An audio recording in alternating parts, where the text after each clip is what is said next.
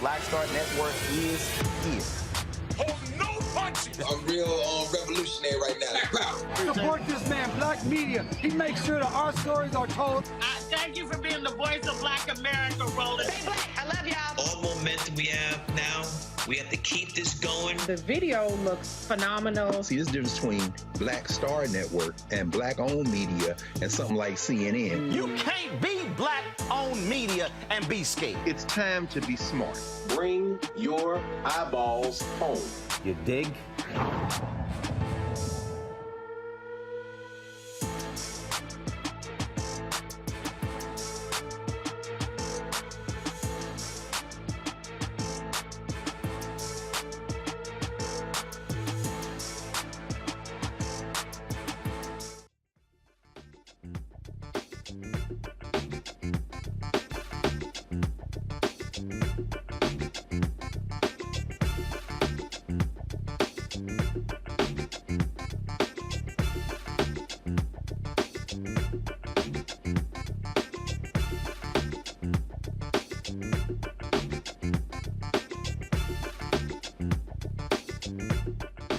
Thursday, October 27, 2022. Roland Martin Unfiltered, coming live from the Pratt Library here in Baltimore. I'll be chatting with Jemele Hill about her new memoir, Uphill, coming up on today's Black Star Network. We'll talk about the empower of young voters. Young voters could very well determine this election. The question is, will they turn out? That's the issue we'll be discussing also on today's show. A Florida sergeant says black folks are a big problem in America. Wait till we tell you what the other two issues he says is a big problem in this country. Also, Nevada Supreme Court stops the hand counting of ballots ballots in a particular county. We'll explain that to you as well. In addition, Florida Governor Ron DeSantis has been ordered to turn over all information regarding those migrant flights to Martha's Vineyard.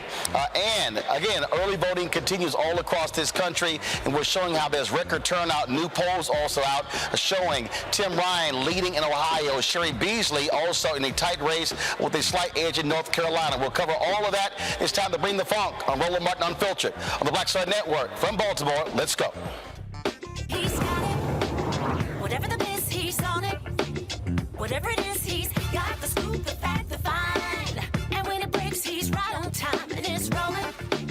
Best believe he's knowing. Putting it down from sports to news to politics. With entertainment just for kicks, he's rolling. It's on go, roll, roll, y'all. It's Roland Martin, yeah. Rolling with Roland now.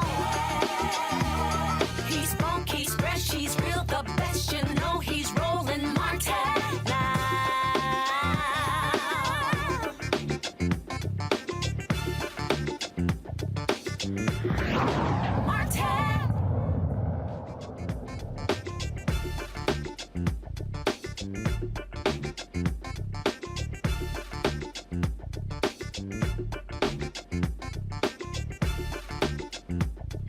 The Pratt Library, where I'll be doing a Q&A with Jemele Hill for her new memoir, Uphill. We'll be chatting in about an hour, so we'll do our first show here, first hour, like we normally do. A new study out, folks, from Harvard University's Institute of Politics talks about young voters in this 2022 midterm election.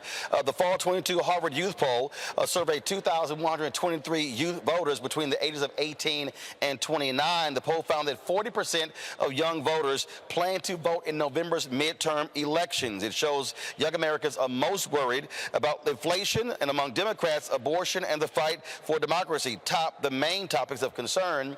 The poll also found that President Biden is unpopular with young voters, but they viewed his policies favorably.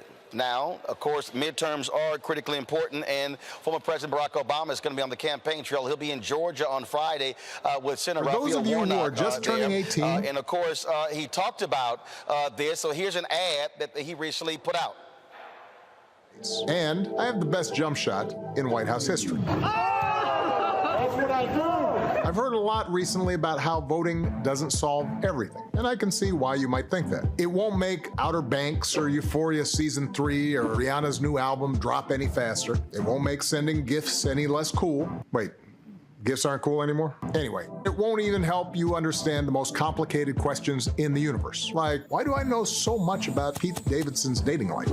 But here's what voting does do. It allows you to make your voice heard on the big issues, and it reinforces the incredible work you've done between elections, holding your leaders accountable. 2 years ago, more young people voted than in any other election since the 1970s. And because you did, the direction of the country changed. Look what's happened since. Hundreds of millions of Americans received life-saving vaccines. We made the biggest investment in history to fight climate change. We've forgiven billions of dollars in student loan debt. And we finally released that huge report about aliens. Oh, sorry, I mean unidentified aerial phenomena. I think these are some pretty good reasons to vote, but I don't need to tell you that there's a lot more that needs to be done. Here are 5 issues that depend on your vote. Number 1, a woman's right to choose. In 5 states, abortion protections are literally on the ballot. Number 2, gun safety. We have a chance to put in place common sense gun safety laws, but we need your help to do it. Number 3, schools. Local and state officials help determine the history our students learn and the books they're allowed to read. So do your research.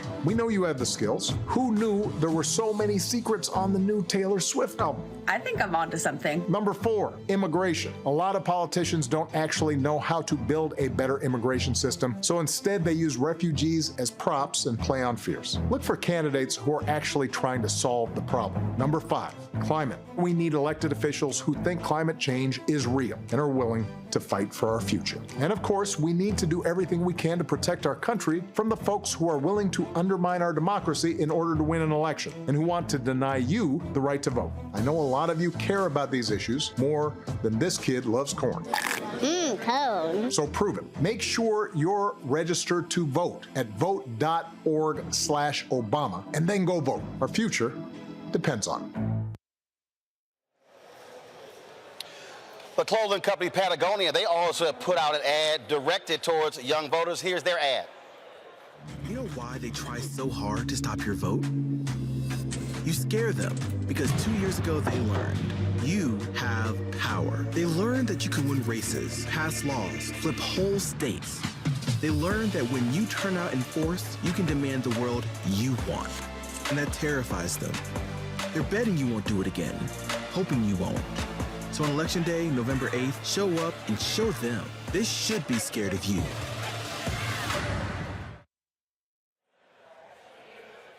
Joining us now is Evan Wayne Malbrough. He is an Andrew Goodman Foundation board member and ACLU Georgia fellow. He joins us now from Atlanta. Evan, how you doing? I'm doing well, Roland. How about yourself? Doing great. Here's one of the issues. Since the 1970s, the group that has voted the lowest in all elections has been that group 18 to 35. And so, and then you look at this Harvard poll, 40% of young voters say, 1829, say they're going to vote. That is still a very low number. The reality is if young voters vote anywhere from 60 to 65%, they can literally flip elections all across the country. What is necessary to get that to happen? I would say youth leadership. I think that there is a lot of organizers on the ground in Georgia, in other states across the union, who really know how to get their communities out to the ballot, whether that be their schools, whether that be their friend groups, whether that be their social groups. So I think what needs to be invested in are the youth leaders that are on the ground that can speak the language and translate that into votes this coming November.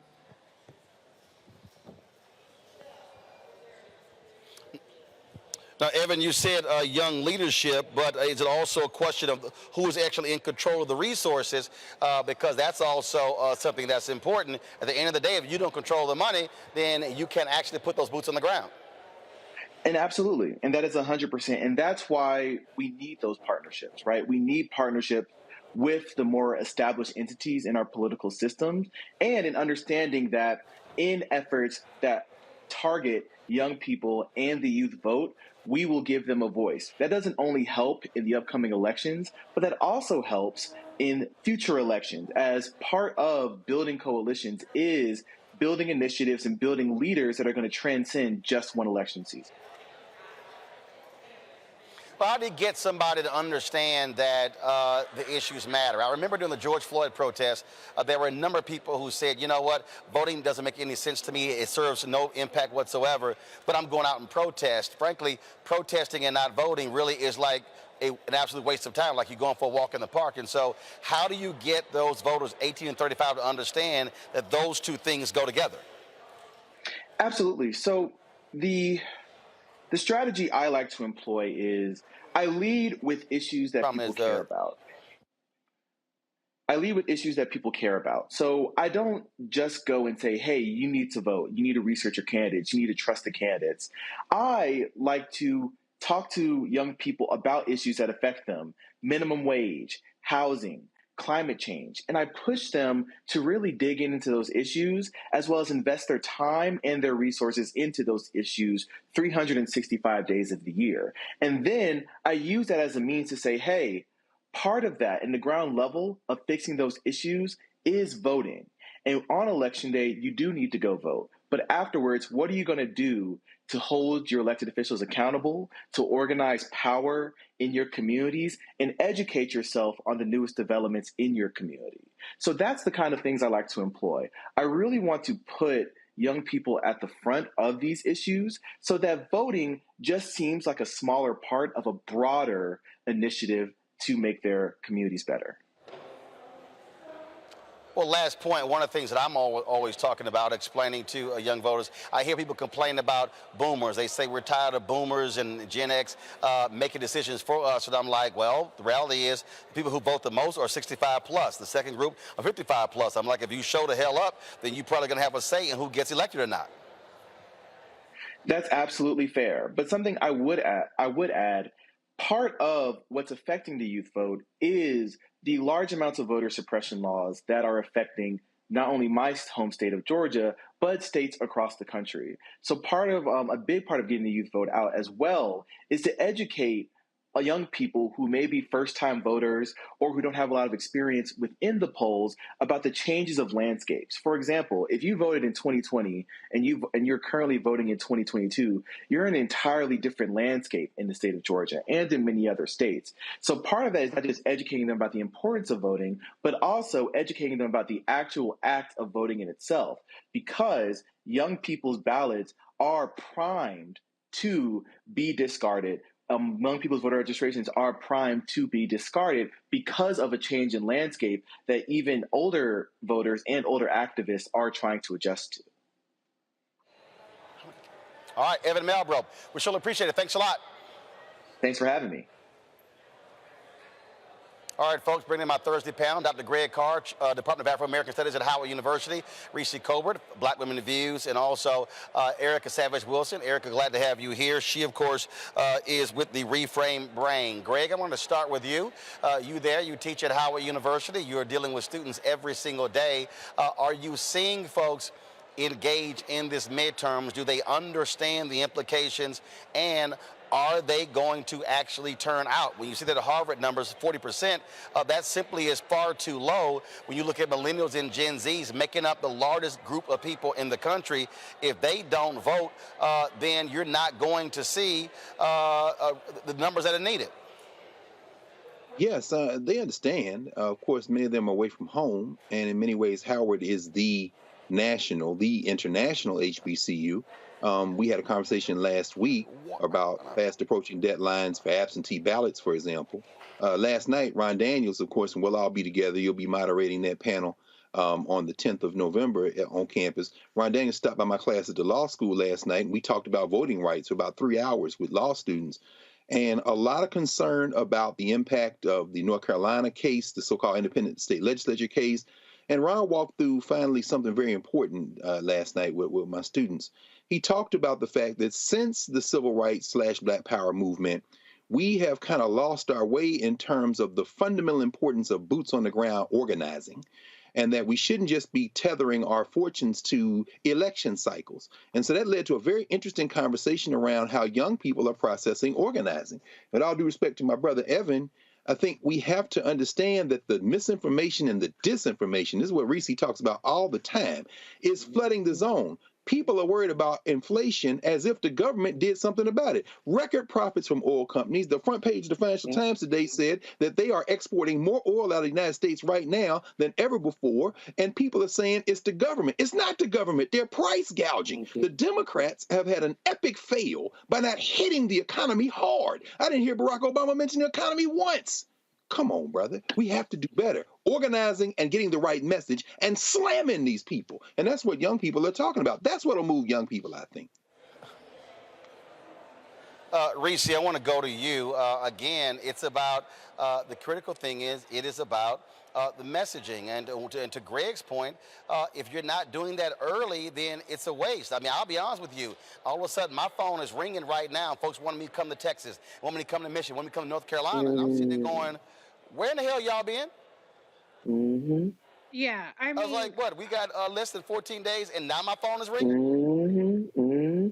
Yeah, absolutely. And we've talked about this so many times on the show about that credibility gap that exists with Black voters, with young voters, and that's because of the lack of engagement on a consistent basis. You can't have just-in-time engagement with people because people will tune you out and they'll feel like, well, where have you been for all these years? But I also have to say, and I'll edit this a little bit because your audience, grow the F up. Grow the F up. Like, I'm sick of y'all. It's not all about hand holding and this being holding you down and this is against us and that's against us. Yes, all those things are true and they've always been true for Black people in this country and for young people in this country. But there's never been an easier time to make a decision if your decision is based on anything remotely related to policy. The parties are completely polarized. Their policies are polar opposite.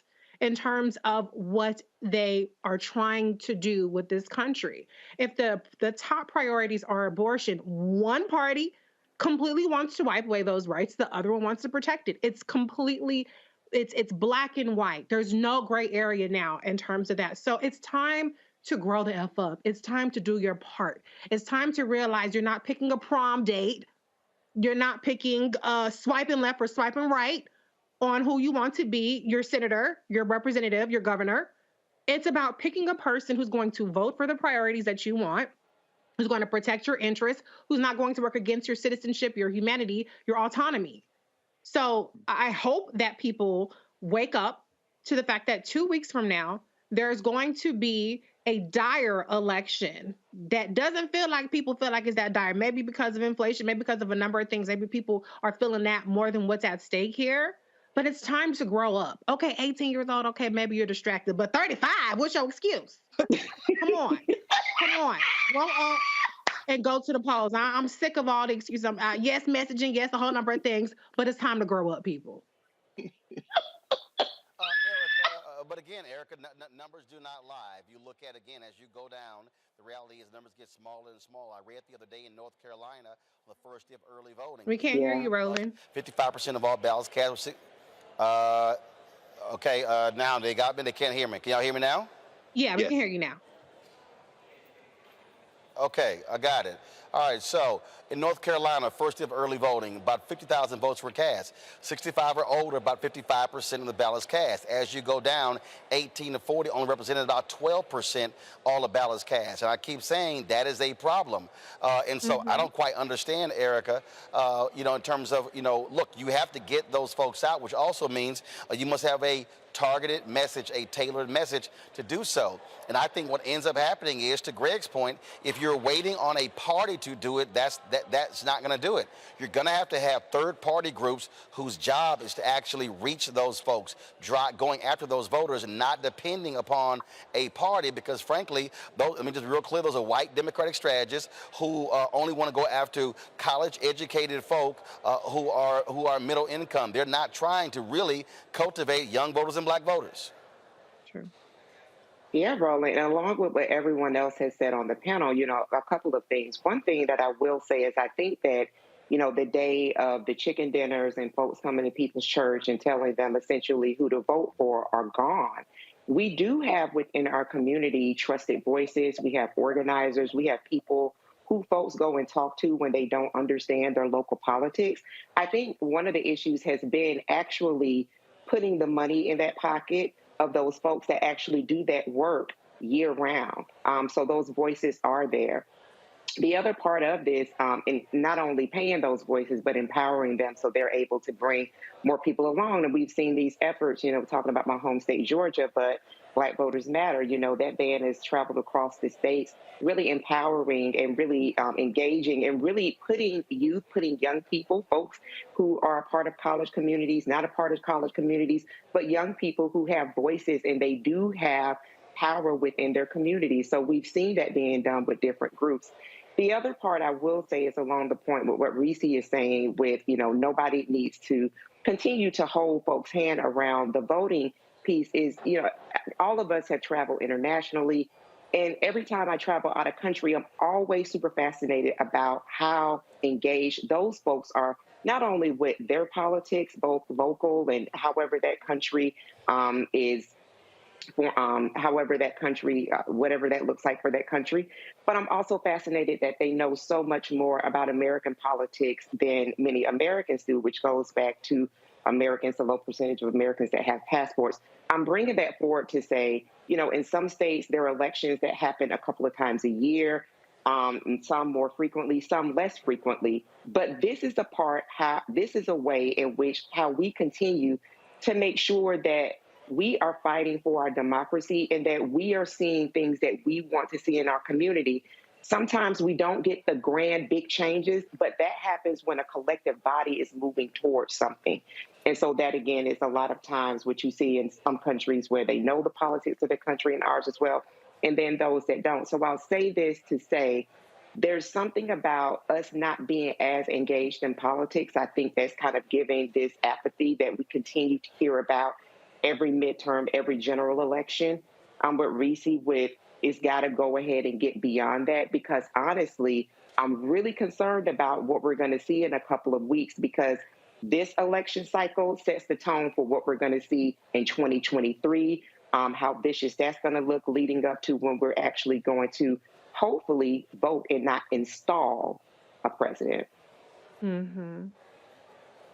Well, look, I'll make it clear to folks that you can be concerned about an election, but you can't be just complaining after the fact. And again, if you never showed up and then you want to complain after November, my deal is shut the hell up. Simple as that. Got to go to a break. We come back, we'll talk about what's happening in Nevada with the counting of mail-in ballots in a particular county there. We'll also show you a racist sergeant in Jacksonville, Florida. Absolutely crazy comments he made regarding African Americans. And Governor Ron DeSantis, he is ordered to turn over all documents related to those migrant flights to Martha's Vineyard. He's been breaking the law by not doing so. Shocker. You're watching Roland Martin Unfiltered on the Black Star Network. Be sure to download the app on Apple phone, Android phone, Apple TV, Android TV, Roku, Amazon Fire TV, Xbox One, Samsung Smart TV. Also, you can support us by joining our Bring the Funk fan club. Check in money orders. Go to P.O. Box 57196, Washington, D.C., 20037-0196. Cash App is $RM Unfiltered. PayPal is R Martin Unfiltered. Venmo is RM Unfiltered. Zelle is Roland@RolandSMartin.com, Roland@RolandMartinUnfiltered.com. And get a copy of my new book, White Fear, How the Browning of America is Making White Folks Lose Their Minds. Available at Ben Bella Books, of course, Amazon, Barnes & Noble, IndieBound, Chapters, Books A Million, Target. You can also order through your favorite black bookstore or download it from Audible. We'll be right back from Baltimore. When we invest in ourselves, our glow, our vision, our vibe, we all shine. Together, we are black beyond measure. This is our time, our moment to move forward, beyond the gun violence, the hospital closures, the unaffordable housing. Brian Kemp's Georgia for the wealthiest few. Stacey Abrams is looking out for every Georgian. She'll invest our $6 billion surplus in the fundamentals, education, healthcare, housing, and a good living, putting more money in your pocket to build one Georgia where everyone has the freedom to thrive. When we invest in ourselves, we all shine.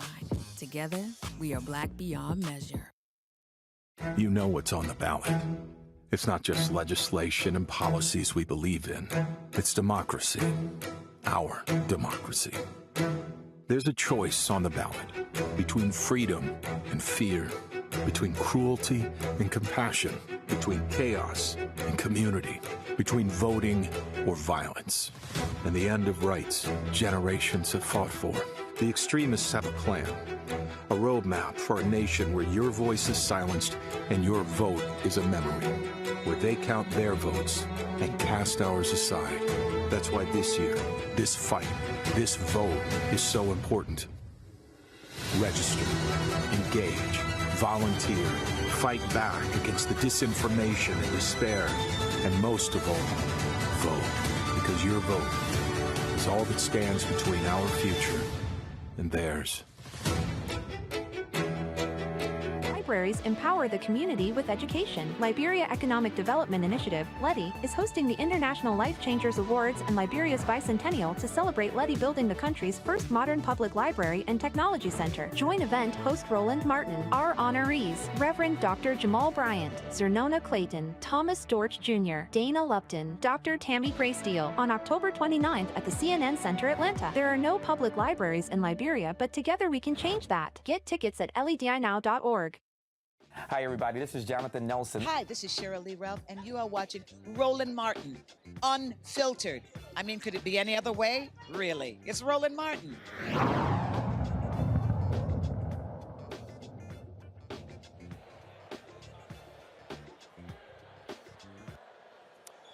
All right, folks, welcome back to Pratt Library here in Baltimore, where in about 20 minutes I'll be leading the Q&A with Jemele Hill regarding her new memoir, Uphill. We continue our show, Roland Martin Unfiltered. Nevada State Supreme Court, they've ordered Nye County to stop the unprecedented hand count of mail-in ballots today. The American Civil Liberties Union of Nevada filed an emergency 20-page court request to stop vote counting. The court filing accused Nye County of violating Supreme Court rules that prevent the public release of early voting results. Onlookers witnessed the vote tallies call out mismatched voting tallies, and it took nearly 3 hours to count only 50 ballots. Nye is the most well-known county to switch the vote counting process in response to election fraud conspiracy theories.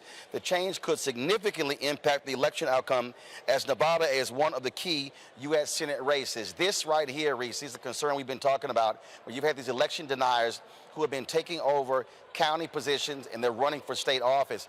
These folks want to impact the election. How in the hell does it take 3 hours to count 50 ballots? This is the kind of freak show that we've been talking about that we should be trying to avoid come November. And if these people are elected, if these MAGA folks are elected to various offices, it's going to get worse in 2024. Absolutely. I mean, this is basically chaos. You had several groups tally 50 votes in 3 hours, and they had different answers. This is why voting machines work, and hand tallies are really supposed to be used in rare circumstances because people are fallible.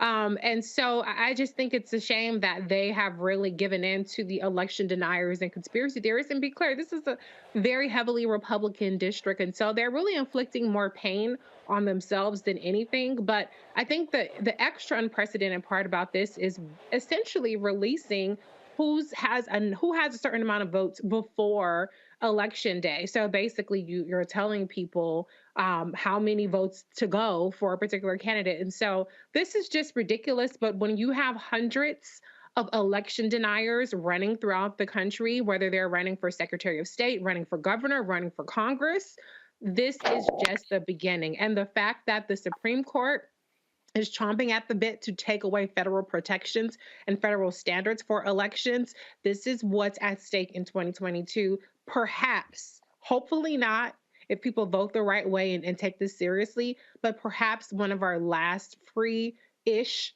fair-ish elections we might see in this country before it all comes crumbling down, I think, as Dr. Carr would talk about. Erica, again, I don't think people understand how these crazy individuals are trying to impact these elections. I mean, we're talking about people who are running all across this country. And look, Steve Bannon and others, they've made it clear their goal is to take over the election process. He is on record as saying every vote should not be counted. They want to be able to throw out thousands of ballots. They want to ensure that Donald Trump and his MAGA idiots win. Absolutely, Roland, which is why the last thing I said is, are we going to be experiencing the next president that's going to be elected or installed? Remember, Steve Bannon said right there in the state of Maryland at the CPAC convention in February of 2017 that the goal of that regime was to deconstruct the administrative state. And to Reese's point, it's all about sowing chaos. And so we know how Steve Bannon has tethered himself to folks in our communities to ensure that those disruptors, those chaos agents, are spreading messages of disinformation and misinformation.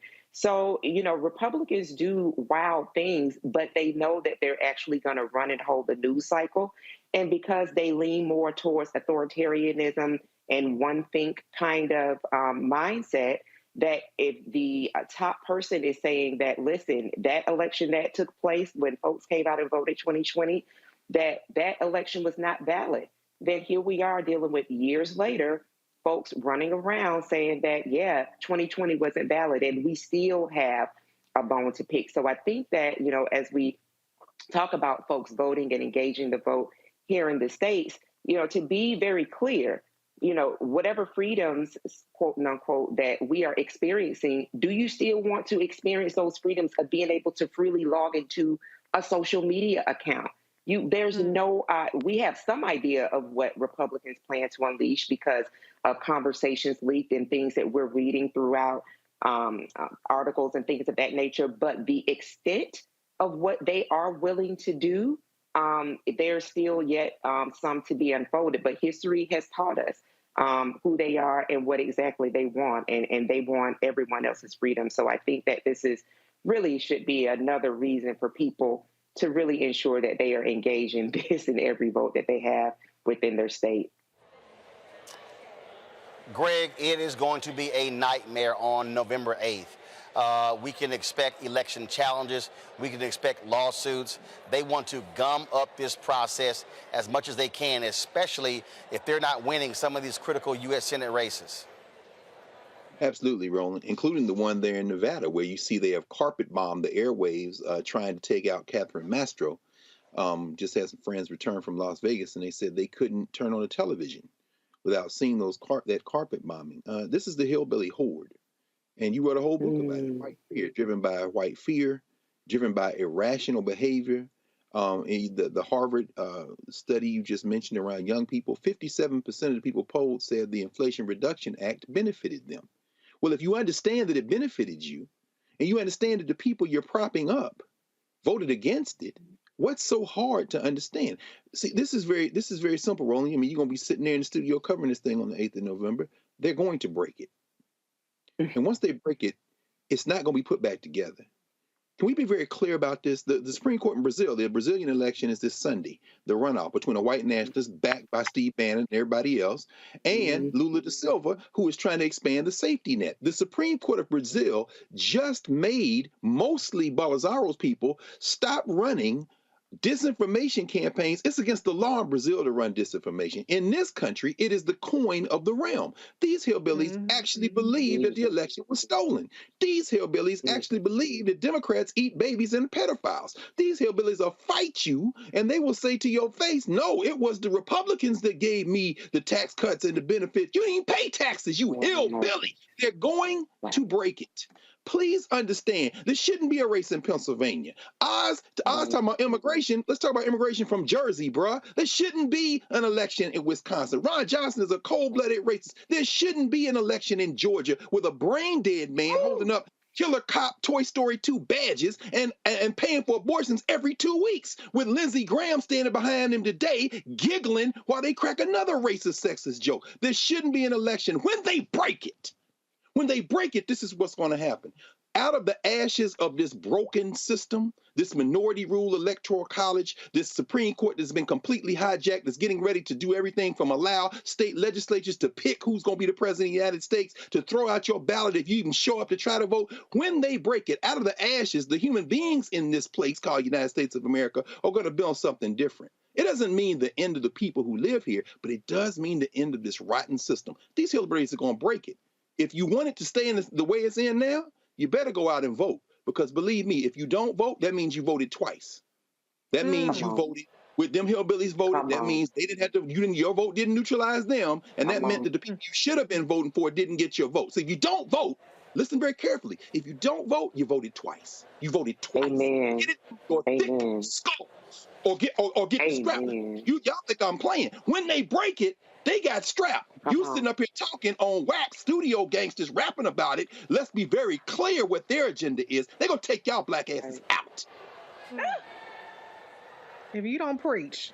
Well, again, right, again, people need to understand what is at stake. I mean, bottom line is we've been warning them, and so I don't want to hear people go, oh, my goodness, we didn't think this was going to happen. Hashtag, we tried to tell you. That's what we're trying to tell you. All right, got to go to break. We come back. We'll have our Black and Missing. We'll talk about the story out of Jacksonville. We'll also show you, if y'all want a hilarious video, we're going to show you Lindsey Graham saying that Democrats are scared of Herschel Walker winning because if Herschel Walker wins, every child of color in America wants to become a Republican.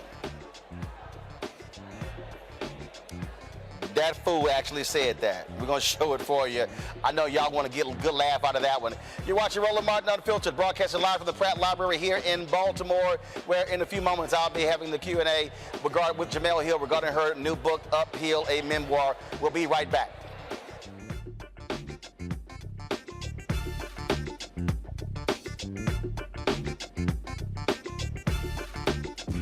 When we invest in ourselves, we're investing in what's next for all of us. Growing, creating, making moves. that move us all forward. Together, we are Black beyond measure. This is our time. Our moment to move forward, beyond the gun violence, the hospital closures, the unaffordable housing. Brian Kemp's Georgia for the wealthiest few. Stacey Abrams is looking out for every Georgian. She'll invest our $6 billion surplus in the fundamentals, education, healthcare, housing, and a good living, putting more money in your pocket to build one Georgia where everyone has the freedom to thrive. When we invest in ourselves, our glow, our vision, our vibe, we all shine. Together, we are Black beyond measure. It's about us.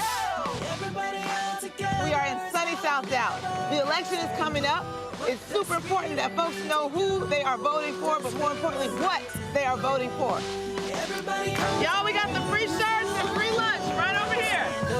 Freedom is our birthright. No matter what we're up against, we're sending a message in Dallas and Texas and in this country. We won't back down. That's what this bus tour is all about. The housing cost is one of the most capitalized areas that we have found. People who are marginalized, that are brown and black, we are suffering the most, and I think that we have the biggest vote and the biggest impact in this election. I'm voting for affordable housing, for sure. We should not be paying the cost of a utility failure because our elected officials are too proud to say, we need help. I know that we can bring out our people to vote. It's a part of our birthright. Right. It's a part of our heritage, and surely it's a part of our present and part of our future. That's right. That's what's up. And we won't black down.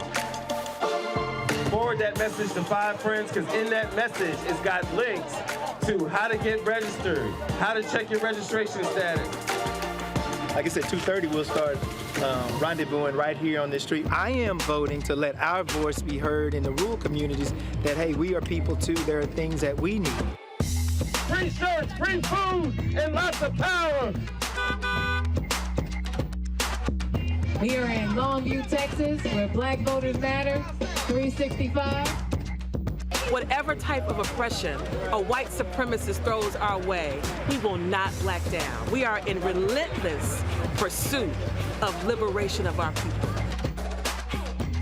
Freedom is liberation for black bodies and black communities to make economic change through political power. Freedom is choice. We won't black down. We won't black down. We won't black down. We won't black down. We won't black down. We won't black down. On the next Get Wealthy with me, Deborah Owens, America's Wealth Coach, Black women are starting businesses at the fastest rate than any other segment. However, finding the funding to build them is challenging. On our next Get Wealthy, we're going to talk with author Catherine Finney, who wrote the book, Build the Damn Thing. And she's going to be sharing exactly what we need to do to achieve success in spite of the odds.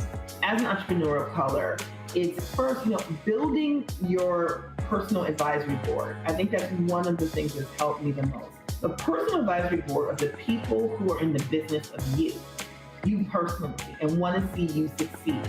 That's right here on Get Wealthy, only on Black Star Network.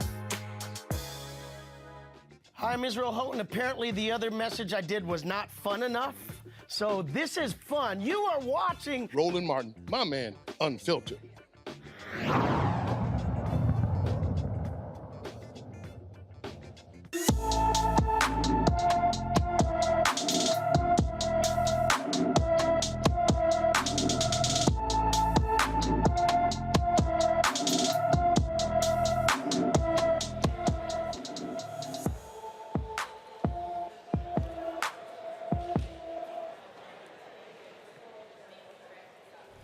All right, folks, our Black and Missing of the day, Mariah Valentine, has been missing from her Florissant, Missouri home since October 11th. The 14-year-old is 5 feet 3 inches tall, weighs 110 pounds, with black hair and brown eyes.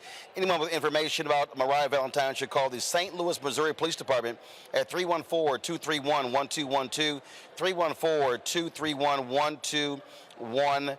Florida Governor Ron DeSantis is facing new legal woes over his handling of flying migrants to Martha's Vineyard. On Tuesday, a Florida state judge ordered DeSantis to release all records related to the flights of undocumented migrants on chartered flights from Texas to Florida to Martha's Vineyard. The Florida Center for Government Accountability filed multiple records requests in September following the flights, but DeSantis' attorneys pushed back because they've already released some of the documents, but say they weren't given reasonable time to produce the remainder of the documents requested because of the Hurricane Ian. Well, the judge said not good enough, release those documents. Let's stay in Florida, where black pastors in Jacksonville called out a white sheriff for racially insensitive social media posts allegedly made by one of his sergeants. A group of pastors want disciplinary action against Jacksonville Gang Task Force Sergeant Douglas Howell for racist discriminatory social media posts. In 2013, a Twitter account tied to Howell posted America's three biggest problems: marijuana abuse, and black people. The Jacksonville Sheriff's Office launched an internal investigation on Monday. The department is looking into accusations that Howell was tweeting racially insensitive comments. His social media account has made derogatory posts about Mexican people, LGBTQ community, and anti-racism groups. Democratic Jacksonville Sheriff candidate Lakeisha Burton responded to this news. She said that she was appalled by this, and she, again, if confirmed by Howell's tweets, he faces suspension or even termination. And so you see the statement there from her. And so this is crazy, Erica, but this is what we also know. We know that there are racists that are on police departments all across the country. Yeah, absolutely. And that's why, wanting to have databases for employees essentially that commit acts like this was definitely something that's necessary. You talked about this particular law enforcement person is connected with the gang unit. So you think about how much he's abused his power, perhaps within that unit, the level of aggression that he's using.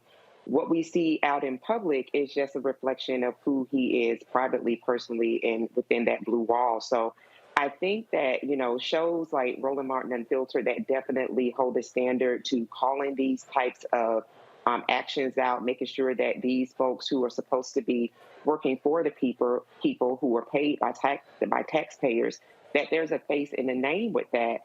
But then this is why you see this is the importance of community too, is folks like, pastors, people who are frankly senior and elders in the community that are still holding folks like this police officer definitely accountable as much as possible. So I think that this is another reason why, too, that it's important for people to know what's happening in their community and folks that are on the ballot. This particular sheriff, Lakeisha Burton, she's a candidate for sheriff. And so I hope that the folks in Jacksonville, honestly, when they make a decision about what type of person that they want to not eradicate law enforcement, but at least hold officers when they're found having committed some type of act of aggression accountable. These are the types of things that people should be looking for with regards to records. 30 seconds each. Reese, then Greg. Yeah, I mean, the fact that he said that black people are the top 3 problems, other 2 being marijuana, it ain't enough of us to be the biggest problem. The biggest problem in this country is white men like this racist cop, point blank and a period. So he need to take a look in the mirror if he wants to see what the biggest problem is and stop looking at us. Greg? Absolutely. Well, Maryland's getting ready to decriminalize marijuana anyway, and I've never been one to deal with marijuana a lot, but I'm just thinking about this. There are a lot of places in this country who don't allow racist hunters like this guy to prowl the streets. That tweet's from 2013, which means that's 9 years ago, running around there with that foolishness in his head. How many people have been harmed? Like Erica said, get this guy out of the paint. We got to move these cats at some point. Yeah. All right, folks, I want to give y'all some time to comment. So this was a video. Lindsey Graham, I think he was on Sean Hannity's show, his white nationalist TV show and white nationalist network Fox News. And he was sitting on there with, of course, the dummy Herschel Walker. I think it was more like a ventriloquist. And so this is what Lindsey Graham actually said about black people and Herschel Walker. Play this, y'all. They're scared to death of Herschel Walker because if Herschel Walker becomes a Republican, maybe every other young child in America of color might want to be a Republican. That's what they're trying to do. Don't let them get away with it. TeamHerschel.com. I want the biggest night for the Herschel Walker campaign to be tonight. Erica, you from Georgia. I'm gonna let you go ahead and start, but that boy on crack. You know, Lynn, I just really want Lindsey to stop talking. That's what I want Lenny to stop doing. Just stop talking, Lenny. That's all I have to say. Stop talking, sis. Reese. Well, first of all, Lindsey Graham is turning beet red, frothing at the mouth, delusional. Okay. The only thing that Herschel Walker is inspiring is hiding your abortions, your mistresses, you're spreading wide and low down and across the country. He is not an inspiration for anybody, boo-boo, okay? And the fact that he thinks that Herschel Walker, of all people, will be an inspiration to black people shows how low regard he has for black people, because he ain't even in the top 2,000 of people. Maybe before he ran, he was just a Heisman Trophy winner. He would have been inspiration. But as a bumbling, buffoon, idiot, incoherent senator to be or not, hopefully not, he's no inspiration to us, boo-boo. Not even close. We don't do that over here. So move along, Lynn. Greg Carr, you get the last comment. No, I would just say quickly, looking at those two, it's almost as if they look like two people whose families don't care anything about them. Little Lynn, I don't know what happened to you as a child, man. But that same little baby, angry baby Benjamin Button fangs that you bearing right there looks like the same rant you were on with another loveless child, Brett Kavanaugh, when he was romping through assaulting women and drinking beer. And he was foaming like that, like Reese said. And so whatever hurt you as a child, whatever repression you have that causes you in these moments to just show completely out, it's so clear that whatever that thing is driving you, little fella, that thing that's eating you every night, late at night, in the midnight hour, as Mr. Pickett might say, that thing comes out, and then you sitting next to a man whose family does not love him. Because, see, if that was my uncle, if that was my nephew, I would get that man off television. That man is so clearly deteriorated, and he's sitting there like a half a lump slave, while this man over here pulls the puppet strings. Those are two human beings deeply in need of intervention, and they ain't got nobody to stand with, except one of them gonna make our lives hell if the other one he's propping up gets in the Senate. Period. Absolutely. All right. Erica, Reese, and Greg, I certainly appreciate it. Hate we have to shorten this, but in about 3 minutes, we'll be starting the Q&A with Jemele Hill for her memoir, Uphill, here from the Pratt Library in Baltimore. I thank all the three of you for joining us. All right, folks, we're going to go to a break. When we come back, I'll be chatting with Jemele here with this packed audience here with regards to her new book. Don't forget to support the Black Star Network. Download the app. All platforms, Apple phone, Android phone, Apple TV, Android TV, Roku, Amazon Fire TV, Xbox One, Samsung Smart TV. And, of course, you can also join our Bring the Funk fan club and get my book, White Fear, How the Browning of America is Making White Folks Lose Their Minds. We'll be right back.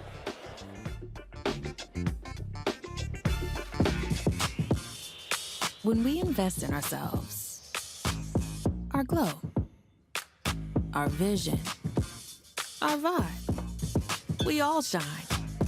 Together, we are black beyond measure. This is our time, our moment to move forward, beyond the gun violence, the hospital closures, the unaffordable housing.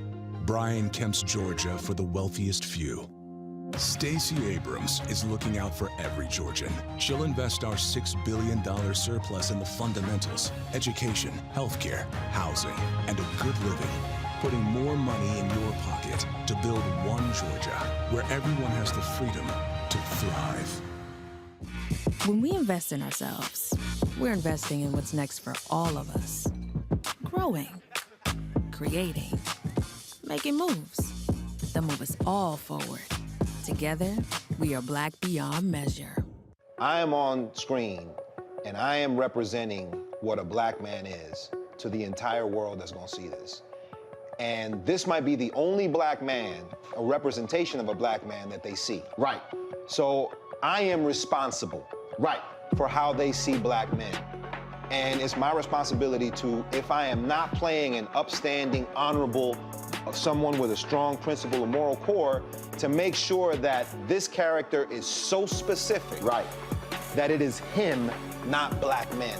And I wish that more actors would realize how important their position is as an actor of color, playing people of color on screen. Because there are people that see us all over the world in these different images that we portray. And not everyone knows Black people to know. Yes. That's not all.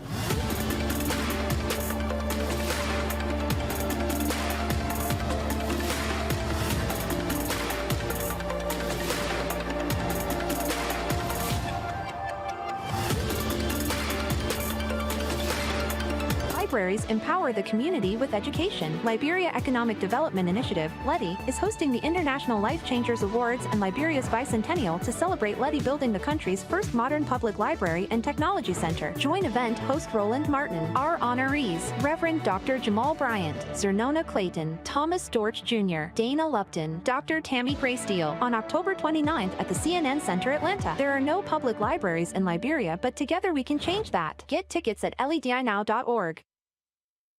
On a next, A Balanced Life with me, Dr. Jackie. Being of service to others is one of the greatest callings in life. But being there for someone else in their time of crisis is a whole new level, and you have to bring courage, commitment, and strength. On our next show, we meet two real-life angels who were thrust in the midst of caregiving and without warning. And he was looking strange and couldn't cut his meat. And it was very odd. And I said, well, what's wrong? And he says, I think I've had a stroke. And so, of course, it scared me. And we literally got in the car and he walked into the hospital on a Thursday. And by Saturday of that same week, he lost all control of his left side. The blessings, the challenges, and the way they maintain their balance, all next on A Balanced Life on Black Star Network. Pull up a chair, take your seat. The Black Tape with me, Dr. Greg Carr, here on the Black Star Network. Every week, we'll take a deeper dive into the world we're living in. Join the conversation only on the Black Star Network. We're all impacted by the culture, whether we know it or not. From politics to music and entertainment, it's a huge part of our lives, and we're going to talk about it every day right here on The Culture with me, Faraji Muhammad, only on the Black Star Network. You know why they try so hard to stop your vote? You scare them because 2 years ago they learned you have power. They learned that you can win races, pass laws, flip whole states. They learned that when you turn out in force, you can demand the world you want. And that terrifies them. They're betting you won't do it again, hoping you won't. So on Election Day, November 8th, show up and show them they should be scared of you. You know what's on the ballot. It's not just legislation and policies we believe in. It's democracy. Our democracy. There's a choice on the ballot between freedom and fear, between cruelty and compassion, between chaos and community, between voting or violence, and the end of rights generations have fought for.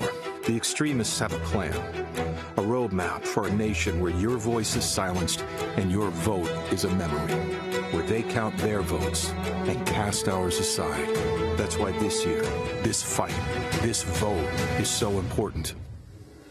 Register, engage, volunteer, fight back against the disinformation and despair, and most of all, vote, because your vote is all that stands between our future and theirs. Thanks to Eddie Eddie and Sylvia Brown.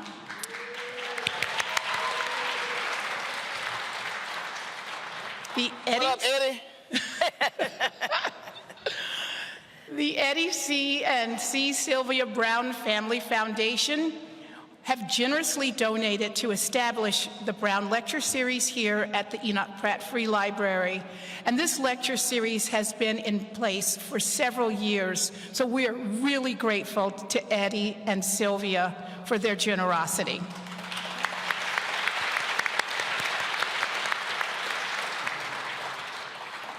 Events like this would not be possible without our donors.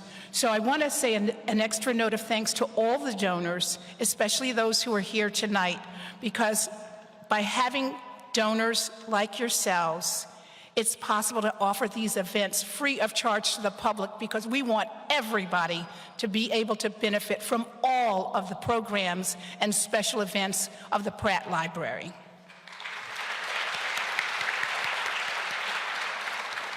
So thanks to all of you for joining us here in the Central Library. Thanks to those who are joining us by virtual programming.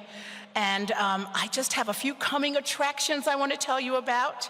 We've got a packed schedule this fall. On November 7th, we're going to welcome back April Ryan.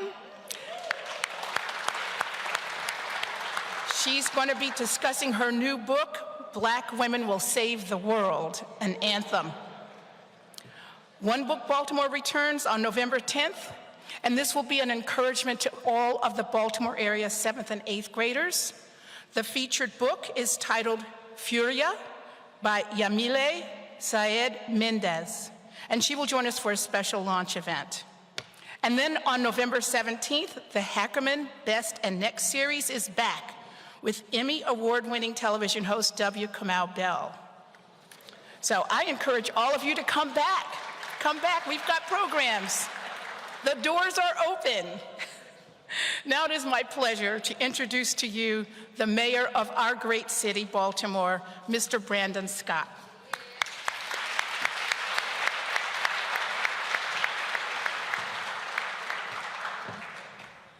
Good evening, everybody. Okay, we gotta let Jemele know where we at. We're in Baltimore. Good evening, everybody. That's more like it. Thank you, Dr. Brown, and it is my honor to join us all here in welcoming the incomparable Jemele Hill to the greatest city in America, the city of Baltimore, man. My personal, let's give her a big round of applause.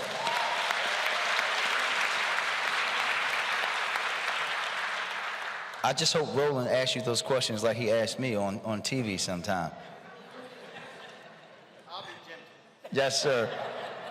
My appreciation for this woman dates back many, many years. As everyone in Baltimore knows, I'm an avid sports fan, and I did not miss an episode of His and Hers, and I haven't watched SportsCenter since her and Michael left the show. But that combination of sports and hip-hop and pop culture really spoke to my spirit. That's my spirit language.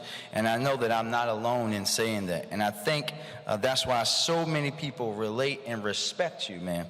You are someone whose innovation and talent aims to bridge what divides too many people in our world. And as I told you, I don't listen to podcasts, but I do listen to Unbothered. As a fellow little brother and foreign exchange fan, of course, Fonte and Ninth Wonders episodes are my favorite, but most importantly, I think the courage and your willingness to step away from a table where you were no longer served or appreciated, when it was probably easier to stay and more lucrative to stay, is another reason why so many of us are in awe of your black girl magic.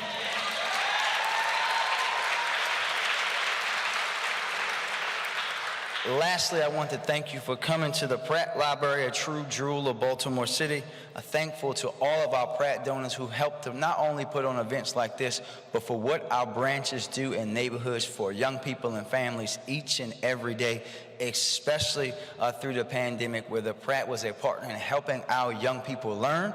We know this week we found out that so many young people across our state fell back, but in many cases, Baltimore bucked the trend, and that we know is due in part to the great partnership here at the Pratt Library, and we know there will be more renovations, and dare I say, the new Pratt Library in my neighborhood in Park Heights to come. So thank you all for being here. Thank you to Mr. and Mrs. Brown for always being fabulous stewards and supporters and the biggest cheerleaders of our great city of Baltimore, and we look forward to a great conversation. Thank you.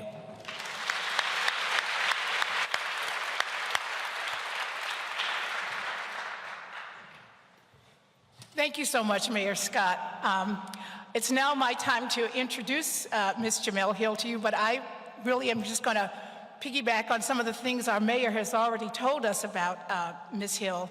As I understand it, her passion for writing really started at a young age, and she probably showed her great potential and her passion for writing as early as in secondary school.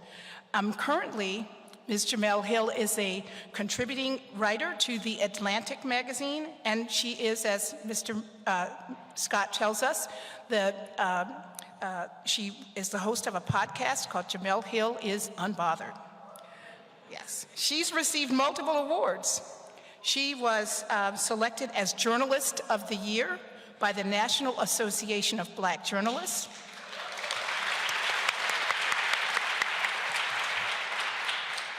And Worth magazine had recognized her as one of the most powerful 21 women in their magazine in 2019.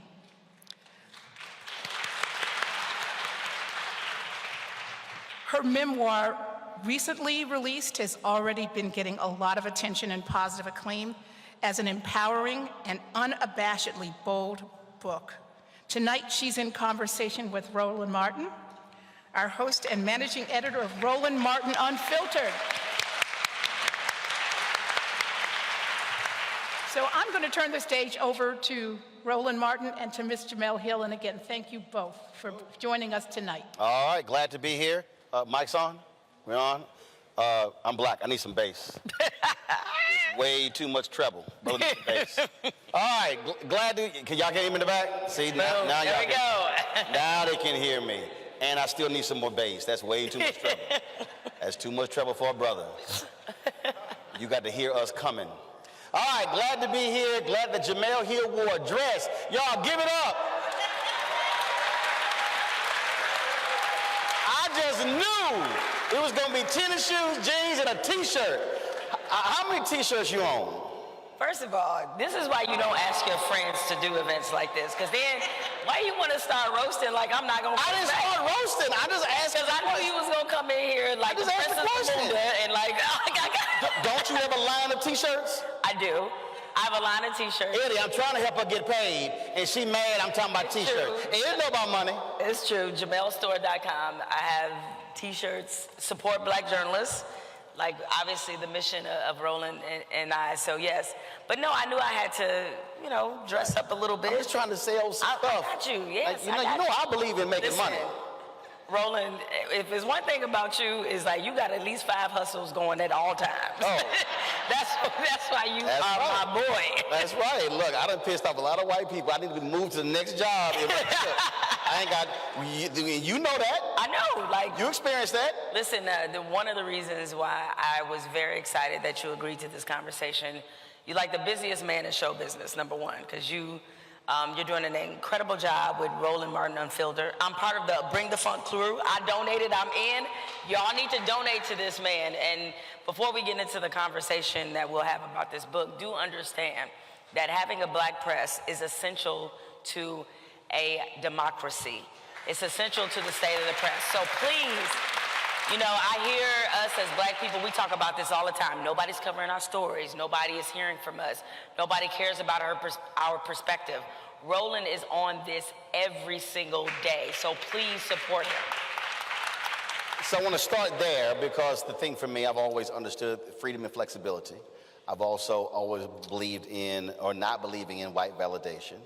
And there were a lot of people who thought you were absolutely out of your mind. They thought you should have just shut up, sucked it up, stayed at ESPN. People told you what's wrong with you. Yeah. How dare you leave that good paying job? But the reality is, no matter how much they were paying you, you were actually pigeonholed, and you learned through the experience what you could and could not do. How frustrating was that to make that money, but to be in a box? Roland, you can relate to this story very well, but I can't relate to what you got paid. No, I mean, touche. Okay, I got you. But you can relate to when you're at a network that is the destination job for everybody else. So just to give you guys a little context, and it's something I definitely write about, is that ESPN was never on my vision board of jobs. My dream job was to actually work at Sports Illustrated because I was a writer by trade. That's what I do. And so Sports Illustrated was that job. It was the New York Times of sports. It was. And so that's where I wanted to work. And so when ESPN came across my path, I was like, oh, it's cool. They're big. They're spending money. They're investing in journalism. That is what led me there, because at the time, we're talking about 2006, and the story in newspapers, it almost feels crazy to say this now, knowing where newspapers are now, but that the end and the decline of newspapers was being strongly predicted in 2006. Ad revenue was shrinking. You can't have these two things happening at once. You have your ad revenue shrinking and your readers getting older, not younger. And so because of that, I said, you know, once I got an opportunity to interview at ESPN for a columnist job on ESPN.com, nothing to do with television, I said, this has got to be the move to make for my future to sustain my writing career. So it wasn't like I went there with some dreams of being along the pathway of Robin Roberts or Stuart Scott. That was not what I was thinking. And eventually, you know, moving up the ranks, fighting for real estate, going through the mechanisms of ESPN, once I got to what should have been the opportunity of a century, that's when you see all the asterisks. No question, I made generational money at ESPN for sure. But once we started having creative differences on our show, which preceded the whole Donald Trump controversy, I knew we were not. Sports Center show, because his and hers. Y'all had a lot more creative license. Look, Roland, you served as my co-host. Rock the Ascot on ESPN. Sure too. did. Had to let him know. He represented all the way, and that's why his and hers was so special. As my former co-host Michael Smith used to say, we selling tapes out the trunk. That was our mentality. Like, we Master P in this thing, like Ice Cream Man. That's what we doing, right? But then you get shifted to one of the flagship, and when flagship for a network, that means moneymaker. It does. I mean, it's the legacy show. It's the baby of the network. And a lot of people wonder, why would y'all move twice as much viewership, 3 times as much money, brand new studio that's worth $100 million, production staff that triples overnight, but then it comes at the expense of the say-so. All of a sudden, like, they didn't really know how foolish we were being on his and hers. It's like they knew, but they didn't know. It was as if they didn't watch it. They didn't, because you know what? They liked all the cool things that we did on his and hers, which were great. I mean, I drank a 40 on TV, a real 40, right? It's like we did a Coming to America skit. We did all kinds of foolish things. Like we literally just broke every television rule, and that's what made the show special. And that's why it was a cult hit among the audience. Yes, because we were doing that show for y'all. We were doing it for us. We were just being ourselves. We were like, listen, if don't nobody else mess with us, our people gonna mess with us. And y'all did strong. And so that's why we were able to bring in Roland Martin to co-host. Because if we tried to do that on SportsCenter, it'd be 2,000 emails about it, right? So we get to SportsCenter. Yeah, because I'm real scary. To them, you would have been frightening, okay? So we get into SportsCenter, and it's just a lot of cooks in the kitchen and nobody know how to make a meal.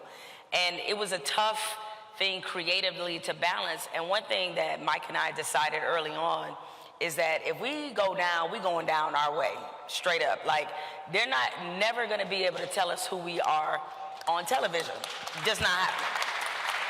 And so when we started having that infighting and everything was happening, and then the Donald Trump thing blew up, you know, as much as this job changed my life and as big as the limelight was, I was like, I really hate doing this.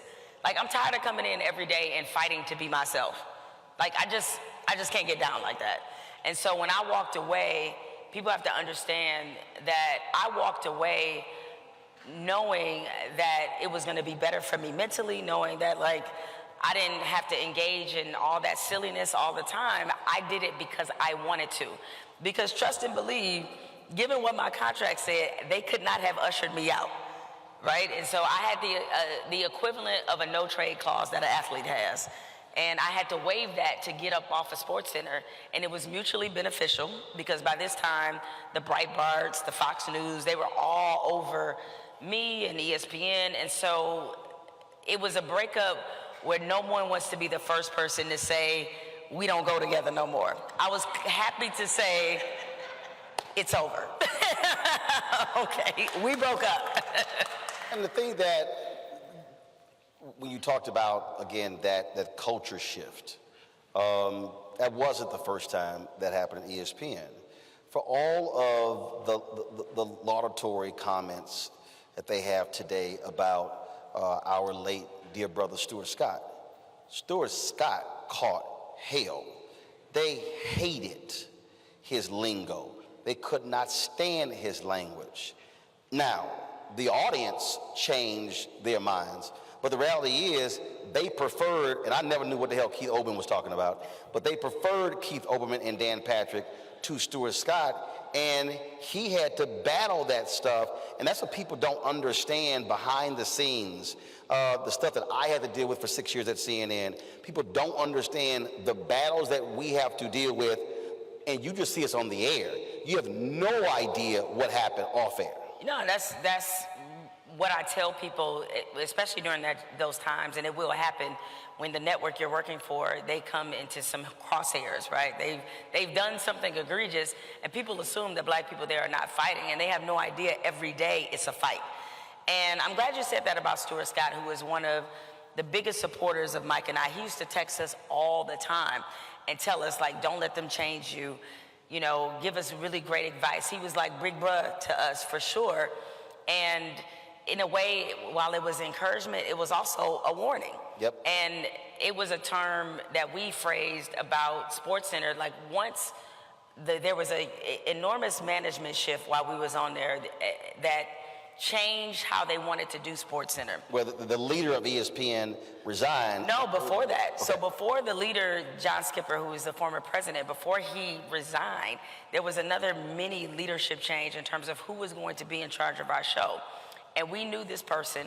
He was also someone Stuart Scott dealt with as well, who was one of his main adversaries when he began to introduce Booyah and New Lingo and how we talk about sports. Right. He was the dude standing in his way. And suddenly, he's in charge of our show. And I had the feeling this was not going to go well. But I was like, okay, we'll see what happens. And ultimately, it played out just like I thought. We were the mobile quarterbacks that got the coach who only wanted a drop back passer. That's what we were. And it was very clear they did not want us. We weren't their first choice. They didn't want us. And they tried to sort of make it work. And a lot of things culturally started to happen with our show. We had a personality wall behind us on SportsCenter that was supposed to be representative of all the things that, you know, Mike and I liked, that we thought were, you know, really culture-shifting moments, that were personal moments. You know, Mike had a picture of him, his wife, his kids. We had a picture of when we were all at the White House, when Obama was there, drank Hennessy in the White House. That's a great, awesome story that I will always tell. We had pictures of Biggie. We had always black people with a Hennessy story. Roland, don't act like you wasn't there. But I don't drink, so I ain't got a Hennessy story. He doesn't, but you was in the White House fooling like we were. Come on now, you know, in the ascot. Come on now. So we had all these moments on the wall, the personality wall that was created for our show. And one of the first things they did was they wanted to get rid of the personality wall, not because of the picture of Biggie, not because of the picture of Mike and his kids, or me having the picture of the Detroit skyline where I'm from. It was the Obama picture that they wanted to get rid of. Because at this point, ESPN was in these crosshairs of being considered too political and too liberal, and what is going on there. And all of those chaos agents that brought that narrative about ESPN, which is they've never been polarizing, but they were during this time. And it was because the faces of the network started to change. Stephen A. Smith is becoming the face of the network. Mike and I have our own show. You have Bomani Jones, you have Sarah Spain, you have Kate Fagan. So what y'all were experiencing, which is my new book, White Fear, how the brown 100%. And I read the book. Their mind. And everything. That's what it is. Faces change. Oh my God, what's going on? The world is ending. Where did all of our people go? They couldn't handle it. And no, but it's real. Like what you're talking about is real. It's like they couldn't handle it. And even though it was very obvious that the people who were accusing ESPN of doing this were only doing that because the faces changed. It wasn't, they acted like every night on the 6 p.m. Sports Center we were talking about immigration reform. Like we were never doing that. It was a sports show. But you have, you know how it is. It's like if they can sell a narrative about our show not being about sports, about black people being too political. One thing I learned, and I knew this beforehand, but I never really experienced this until I was doing the 6 p.m. Sports Center. People consider you just being black and showing up on TV as being a political act. That's it is. It is to them. It's like a political act. And I'm just like, all I did was come to work and get in the employee lot. But yet I'm representing, some statement about America because, as you said, it's the fear. They see the change. And, and it ain't like you had processed hair. Yeah. See, that you throw that in too. So no wig. You wasn't sitting here, No, I had, with a flat. No, I mean that all relaxer because it's still an integral part. No, I'm saying, but what I'm saying is that the reality is this. Even the idea of black women wearing natural hair or wearing braids is real new on television. Like last 2-3 years. I mean, Mike was wearing Jordans on there. It's like he wearing Jordans. We got pictures of Biggie in the back. Like we coming in there like this the cookout. Like that's what we wanted our sports center to be. But this wasn't your first run-in with a clueless white boss. I've had many of them. Talk about the baby mama and how using those two words almost got you run out of Orlando. It's true, but I'll give the kicker at the end. So one of the stories I tell in Orlando, I was a columnist for the Orlando Sentinel. It was my first columnist job. I got it when I was 28 years old. And Orlando is first of all, the only black female sports columnist in the country. No. Only female. No, the only black female sports columnist at a daily newspaper in North America, not just America. No, but they clapping, but you were not happy. No, because that's embarrassing. Like that's a big indictment of the profession I chose to be a part of. I was 1 out of 405, and that's why one of the chapters is named that. So I get to the Sentinel, I'm 28 years old. I have to figure out how to have a voice, how to structure a column, things, because I hadn't been a columnist before. But anyway, when I was there, I created a series called Riding With. And in Orlando, it was a different kind of sports town than I was accustomed to. When I was in Detroit, they had all the major sports. You got the Pistons, Red Wings, Tigers, Lions, unfortunately. I said that for my husband. Well, I knew she was going to mention Lions last. I just said that for her team is the 49ers, by the way. That's right. But she rocked everything in Detroit but the Lions, because I value my mental health role, and that's why. You got Michigan State. It's a robust college or a robust we know you're Michigan State. I know. Look A&M. You ain't got nothing to say. Oh, I'm not hating, but I'm just saying. I feel like your season this year been like mine. I know. We in the same boat right now. We're in line, so we ain't gonna bring up college football. We're a little raggedy. We won't. It's okay. We'll commune over. We raggedy. We paying more than y'all paying mail. But go ahead. I'm sorry. So being in Orlando. It was a one sport in terms of professionals town. They only had the Orlando Magic, that's it. So when the Magic were done and when college football season was over, because college football was very big there, because you have Florida State, Miami, all of that. And when those seasons are done, you gotta fill news hole. And so I came up with the idea to do a series called Riding With, where very simple concept. Me, a videographer, photographer, we just get in the car with an athlete, I ask him questions, we tape it, I write up the Q&A, we done, and then do one every week in the summertime, fill in that news hole. So the first one I do is with a player named Willis McGahee, who was a star in Miami. I think Willis was a second or third round pick. He suffered a very gruesome knee injury in that Miami-Ohio State game in the national championship. Sure top 10 pick. Oh, he was before then, and then that injury happened, and he slid a little bit, but still had a productive NFL career. Willis is the first person on the slate to interview. I go down there, have a good interview, and me, I'm, despite the fact that people like to perceive me as being very serious all the time, I'm silly. And so I'm in the car with Willis. He's got a brand new BMW. And I know he's got a couple kids by a couple different women.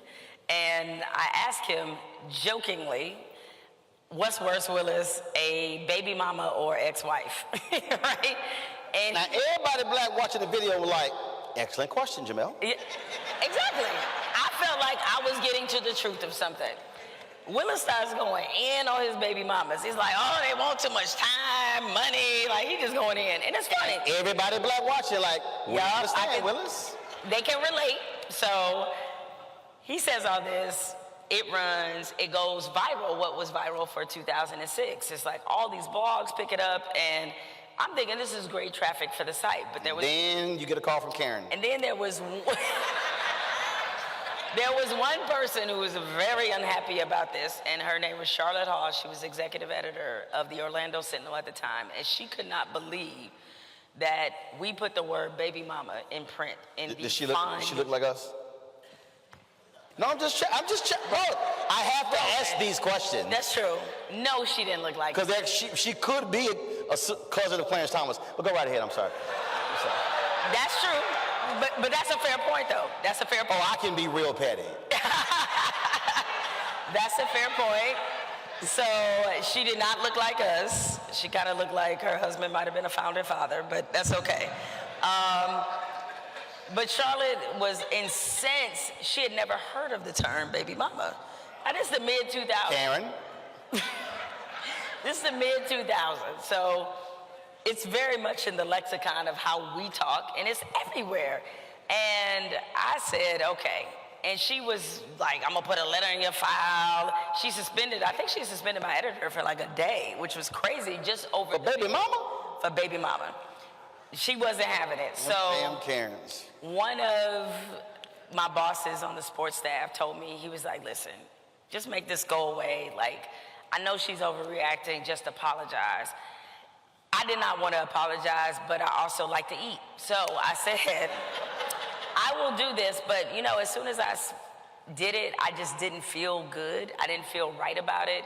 And I was thinking to myself at the time, I will never again apologize for something I know I'm right about. And here's the kicker. The kicker is there was a black executive at ESPN who saw the story, because it went viral. And that same black executive, who happened to know a friend of mine, set up a meeting for me. He asked our mutual friend, which I didn't even know we had. He asked to set up a dinner meeting in Orlando, because he's like, I want to meet the young woman who wrote that, because then I was young. And so he set up the meeting. He was like, we have a sports columnist opening at ESPN.com, because there's a guy named Skip Bayless who's leaving his column writing responsibilities, and he's gonna be television just full-time, that's it, and I'd love to bring in your voice. So what is the lesson in this? Is that one Karen's objection can lead to a come up, is what I'm saying. So I got the job, and baby mama is how I wound up at ESPN. So how did you leave? So it was funny because I know how. Listen, Roland, you would have been. I would have been like. You probably would have been like, Karen, let me holler at you. it'd have been real. Oh, I know. Real bad. Baby mamas in the all studio. It would have been. Let's. I was like, Roland, I know how you get. You gotta understand. You would have been stepping outside this one. I resigned a job on Juneteenth and left on July 4th. Yes, I did. I was like, freedom! Why are you like this? Why are you like this? It lined up perfect. It lined up perfectly. No, I didn't leave quite like that. But here's the funny thing. another story that I tell in there. So I go off to interview, and I believe in keeping it 100. So I told my bosses, I was like, hey, just so y'all know, I'm going off to interview at ESPN. So I go off to Bristol. While I'm there, the news breaks, and this is how I knew ESPN was a totally different world than what I was accustomed to. The news breaks on a sports media blog that I'm interviewing, that I had agreed to go to ESPN, and I was making $200,000 a year. I was like, that's news to me.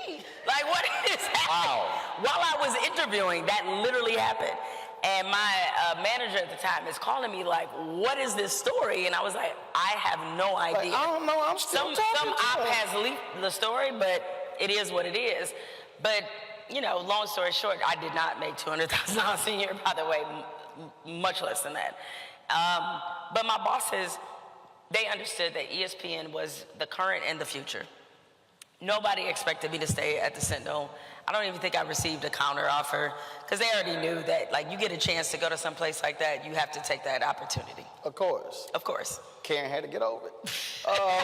I'm sure Karen has not sweated a day over this, but she might not. Well, actually, what I love about the book, I love you name names. You ain't use all last names. Like, what's homegirl name? What's Karen's name?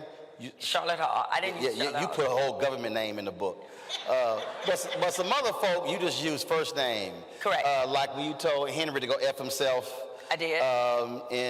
And so y'all gotta understand, okay, typically when you see these interviews, people literally sit there and just recite the whole book. I don't do that because you need to buy the damn book. Okay, so you ain't gonna get no freebie, give all the good stuff away, then you don't buy the book. No, that ain't gonna happen. Y'all gotta read the story when she said that Henry can go F himself. First of all, I hollered laughing when I got to the line.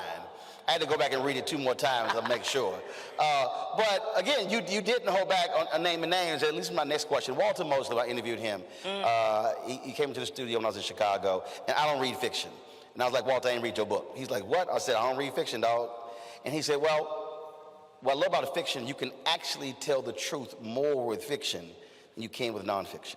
And he said, because you could just say, it's made up, when you're really true. He did. So when you were writing this, how did you, because you're very open about a whole bunch of stuff dealing with you, a lot of stuff with your mama and your grandmother. Yep. So how did you not self-censor? Or were there some things where you said, yeah, I'll put a lot, I can't put this? I pulled a couple punches. And the reason I did is because the thing about when you write a memoir and you're naming real people, though in this case, like you mentioned Henry, and then when I talked about my abortion, I purposely did not name, I gave him a different name. Because the one thing I wanted to be very careful and intentional about is, like, I'm not gonna tell someone else's story, especially if I don't know if they've actually told this story, right? And so, Henry, just so you all know, and I don't want to give away too much, as Roland said, because buy the book and read the book, but Henry was a married man that my mother was having a relationship with. And I don't know if he's still married or whatever. I'm not snitching. I don't know what his situation is. All I know is Except she said it was Henry who owned a bunch of buildings, who was a former professional football player. I was like, it's a lot damn, of people that own some buildings. Like, you unmasked like a mother. You never know, right? It was like he out there taking credit for me. You were like, oh, hell no. Well, the one thing I did tell about how awkward it was is when one of his relatives reached out to me on Facebook, and I was like, your dad clearly has not, oh dang, I said who it was. I mean, anyway, they clearly have not said how they know me, but okay, anyway. It's a story for Bravo, right? I say all this to say is that the difference with a memoir is that you're writing about real people, and you have to think about what do these relationships look like after this book is done. Right. And so the one I was most, or the two I was most sensitive to were my mother, obviously, and to my husband, right? And because I certainly wanted to make sure that there was nothing in there that he didn't know, nothing in there that he was surprised by. Because certainly you could tell about your past and stories, but you may not go into the same detail that you would in a book. I pull a couple of punches. Well, or you just might not think about, do these details matter or not? You're just giving them the gist of it. So I wanted to be very cognizant of that part. But I also know, and thinking as someone who's a reader, thinking as somebody who's a journalist, and you know how much transparency is really the foundation of our profession, what would I look like considering the type of journalist I try to be, being inauthentic with the audience? So I was just gonna lay it all out there and let everybody make their own decisions and let the material do what it was supposed to do. What I wasn't gonna do is cheat people out of understanding the full scope of who I was. Because how many celebrity memoirs do you read, if you want to put me in that category, where you have the sense that they're not telling you everything? I didn't want people to leave with that when they read this book. Absolutely, absolutely. Which I think is important because you're right, authenticity, I mean, that's actually what makes, what the artist actually wants today, craves today, and unfortunately we have a lot of folks who don't actually do that. Looking at the things that you did talk about and growing up, how you grew up, you know, moving different places, what your mother experienced as well, you really deal with that trauma and that pain and how it still is present today, and how a lot of folk don't take the time to really sit down and go through, okay, what did I actually go through and how is that having an impact on me today? Talk about why that is so critical, to understand your past, have a better understanding of who you are in the present and how you can be a better person in the future. I mean, it's just like history, right? Is that the way you don't repeat it is if you actually know what happened and you understand why it happened. And a lot of us in this room are dealing with generational trauma. The only way it can be broken, I believe, is if you're very open about what that trauma is, about what's happened in your family or in your relationship, those dynamics. You have to be honest about what's going on. And once you are honest about it, you can actually address it. And we know, as in our community, what's one of the cardinal rules that we heard growing up, Roland? It was, what happens in this house stays in this house, right? Sometimes, actually not even sometimes, a lot of times, it's not good for it to stay in the house. And considering the amount of sexual abuse trauma that my mother suffered, the issues my grandmother had and other people in my family I talk about, if they had just been able to surface this in a way that they could deal with it, it would have impacted generations in our family. They didn't do that. And because of that, there was a scar and a through line that went from my grandmother to my mother right to me because of the inability to address these horrors that happened. Like I met a woman one day and her mother was on her deathbed and her mother told her that she had dealt with depression her whole life. And her daughter was like, why in the hell didn't you say anything? She says, here I am in my 50s, and I've been dealing with this crap my entire life, and you never said a word. And she said, well, I just kept it to myself. And she said, all of these years, I've been trying to figure out what is wrong with me. And she was angry. Just like we've had, look, that in a lot of our families, folks who have had illnesses don't say anything, and then it shows up later. In fact, I was Deion Sanders. Yeah. When he had his leg surgery. Correct. Deion almost checked out because of blood clots. It was when his mama said, oh, well, you know, your uncle and so-and-so. He was like, how in the hell all the people in the family got blood clots and nobody said anything? I know. He said, don't y'all remember the part where they say your family history? Your family history. When you go to the doctor and say, what's your family history? Correct. For many of us, we leave it empty. Oh, no, because a lot of times some of the older people that we know, our elders, they have been through such pain, they don't like to speak to it.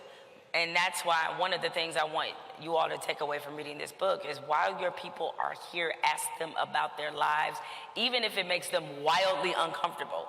And as I was writing this, of the many thoughts that I had, one of them was that how much I really miss my grandmother. My grandmother was born in 1929. I don't think I ever asked her what it was like to grow up in segregation. I don't think I ever asked her about, she told me some stories about what it was like to grow up in Kentucky. And she went from Kentucky to West Virginia, and eventually the family moved to Detroit and settled in a city just outside of Detroit called Ecorse. But I never asked her about that pathway. A grandmother who, by the way, you're right, was brilliant. Brilliant. She was a G. She was a big mama. And so the thing is that it was so much I didn't know. I mean, her mother, whose middle name, whose first name I have as a middle name. This made me so curious going through this journey with writing this book that, of course, I went to Ancestry. I'm looking up documents. I did not know my great-grandmother was married at 15. I had no idea. And that made me understand why when my grandmother lost her mother when she was a teenager, some of the emotional trauma she was carrying because she was still grieving and she didn't know it. Or she knew it, but there was just no time for it. Look, resiliency, resolve, all those things are great qualities. I know when people say, especially about black women, you're a strong black woman, they mean it as a compliment. The thing is, it's also debilitating. Yep. There are some things we are just not meant to handle. Right. You know what I mean? It's just some things that we shouldn't have to absorb, but we're told this time and time again. We're lauded for our strength of getting through things. Sometimes we need to sit in things, actually heal from it. I say on my show a lot, I'm sick and tired of having, and I've had this conversation within the context of HBCUs, of our black organizations. I said, I'm tired of having surviving conversations. I said, I want to be having thriving conversations. And it's just like anytime you see these conversations where single mothers happens, and somebody brings it up, and then somebody invariably stands up. Now, wait a minute, my mama was a single mother, and blah, blah, blah, and then folks get defensive and like, well, no, I don't really mean that. And it happened to me once. I was like, no, we're going to stay right here. I said, first of all, ask your mama if she actually wanted to be a single mama. Exactly. I said, you can stand here and talk to me all how your mama was strong. I said, I ain't met, there are very few people who have made a proactive decision, I want to raise a child alone. This life. Right. I said, you can talk about how strong she was. I guarantee you, there's some times when she was in that damn room crying and in pain. I said, we got to stop sitting here letting that become the norm and deal with the reality of that ain't easy. Yeah, I'm glad you said that, Roland, because I do think that for black women especially, being resilient, fighting through, taking whatever punishment people decide to give us has become the norm. That we're not defined by what we achieve, we're defined by what we withstand. And there's a difference in that. And I just realized that, with all the resiliency the women in my family have had, there was so much pain there, and I wanted to be an active part in just stopping that. Like, we got to turn the page on this. We have to be different with how we handle these things. So that was, to go back to something you asked me a couple questions ago, that was a big driving force behind writing this. One of the things that I want to get into is the notion of fun. There are people out there who have this assumption that when you're a journalist and you're covering these major issues that you have to do this here. And I remember we were at, I guess this was NABJ, may have been in Miami. You and I were twerking on stage. Time out. This how rumors get started, Roland. We were dancing on stage. We were dancing. We were not twerking. You know why I know? Because I can't twerk. Well, no. I didn't say you were twerking well. I didn't say you were twerking well. I just said you were twerking. I mean, there are levels to twerking. There's bad twerking, good twerking, great twerking. I didn't want to sign one. I just said you were twerking. Listen, I'm literally Whitney Houston. I'm the black girl with no rhythm. That is me, okay? So we're sitting there dancing, and folks were sitting there tripping on social media, and I was like, yo, you do understand it's called hashtag live life love it. People act as if you have to be just locked in this persona that you cannot have fun. I keep telling y'all, you got one life. You got to live this thing. Yeah. It ain't all work. No, well, actually, I thought what you were going to say is 2018 NABJ when I was Journalist of the Year. By the way, an award Roland won before and he's one of the OGs of NABJ. And so I remember us being on stage in Detroit as well. Roland, you always on stage. That's what the common denominator is. Hey, look. Everybody ain't got swagger. Some folk got to be on stage. Some people got to be down there. if Roland is on the stage at NABJ, you know the party is really jumping. And so we had a blast. But you know, I've told people this before, is that I know people have seen me in a very serious light. They are looking at, you know, the Donald Trump thing and all that other kind of stuff. But I'm like, I mean, I like to have fun. Like, turn up. I like to turn up. Like, I do a lot of the same things that a lot of other people do. But it's an important part of a release for a profession where we're constantly bombarded with sometimes the most terrifying information that we have to put into context for people. So you asked, so when I was just on your podcast, and you asked me this question, so I want you to speak to this, and that is when, in fact, it was one of the questions, too, that came here. When young journalists come up to you, and I want you to answer, you already know what my answer was on your podcast. I don't know when it's going to air, but I just went in. When young folks, young journalists come up to you and they say, Jemele, I want to do what you do. How do you respond to it? Roland, you had an amazing answer. And when they ask me that, I said, well, there's already one me. You need to be the best you. You don't need, and sometimes what happens too is that young journalists, understandably so, they're impressed by the platform you have, by the spotlight you've been able to get, and that's, you know, part of the journey. But I also tell them that, you know, I love this job now just as much as I did when I was working for the Lansing State Journal and making $30 Sustained. per story. Like, that's what it is. It's like, if you are only in journalism, especially for the things it can give you, you're going to be heartbroken fast. Yeah, you ain't going to, that's not going to work. That was a Kobe Bryant video that was posted recently, I reposted it, where he talked about love.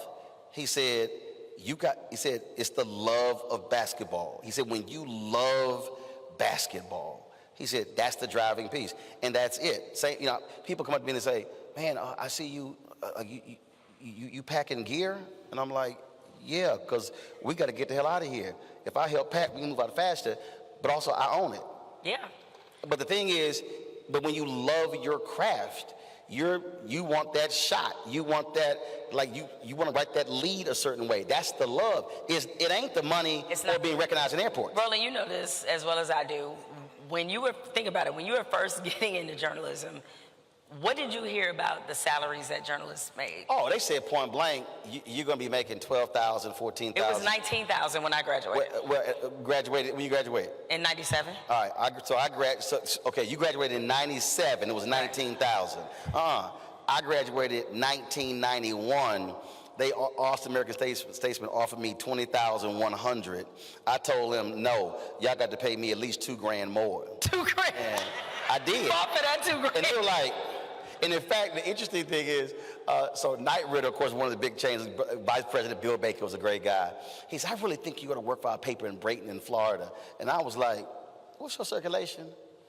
And I knew the moment he said the circulation, that was right there about 14, 15.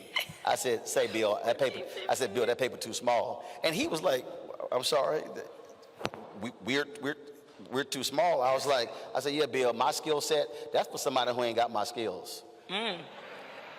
No, because because that's going to lead to my next question, which is understanding your value. Correct. So. And when I got promoted 3 times in the first 18 months and went from 20,000 to 34,000, I said, Bill, I tried to tell you that was too damn small. But you know and he said, respect. You know what, Burl, I had a similar story that I discuss obviously in the book is so the News and Observer in Raleigh was my last internship. And I went there because they had this track record of hiring interns. And it was another writer on staff who was in sports. He was like, yeah, they kept me as an intern for 11 months. I was like, 11 months? I was like, oh, hell no. I was like, I am not about to be this 11-month intern. Because they can keep you at an intern salary, which I believe was $419 a week. And I was like, I can't do that. But you said you couldn't do it because you knew what your skill set was. Correct. And all the work you put in. Yes. It wasn't like you were just saying that and you were a scrub. No, and I wasn't gonna have the I'm just happy to be in the building mentality. Right. I said, okay, what will force their hand? So they extended my internship as I expected. And when they extended it, I said, cool, I know I'm gonna be here another 3 months. I'm going to find another job. So I started sending my clips out to everywhere else. The Savannah Morning News, they had an opening at their paper, and it was paying more than what I was making at that point. I went down there, I interviewed, really liked the people there. I was like, oh yeah, I could live here, because if I'm gonna go chase a job, I'm gonna chase one that if it all goes to hell in negotiation, I'm going to take the job. They sent in the offer. I came back to Raleigh and I said, hey, they offering me this. Y'all are still at this $21,000 a year range. And they were like, oh, they were totally shocked that I did that. And so then they came back. Then the Savannah Morning News came back. And next thing you know, much like you, I did all that. You were like, what you got? What you got? Oh, you got what this? you got? What and you much got? like that, I did all that for an additional $3,500 in my salary. Hey, but $3,500 is it came in handy. But the whole point was, it was about setting a tone. Right? To let them know that you just can't do me any kind of way. I know my value. I know my worth. I have a different kind of skill set. And I'm sure, I thank the dude that told me that he got 11 months. I was like, man, you changed my whole perspective with that. And the other thing that happened that was very critical in that time, speaking of negotiating power, but not just knowing your worth, you also have to know your development as well. As I mentioned to y'all, Sports Illustrated was my dream job. So after I got in the job and I'm a few months into this thing, Sports Illustrated comes calling, because there was a friend I'd established while I was on the road in terms of like covering women's basketball and stuff. She saw my clip packet, because what happens is when it's the NCAA tournament, all the PR people for the schools in the tournament, they put out a huge clip packet, because if you go to a tournament, it might be 2 or 3 teams there that you've never seen play. So they put out this enormous clip packet for journalists so they can read the stories that have been written about the team all season. Some of my stories were in there that were written about a team that was, really ascending. It was the North Carolina women's basketball team.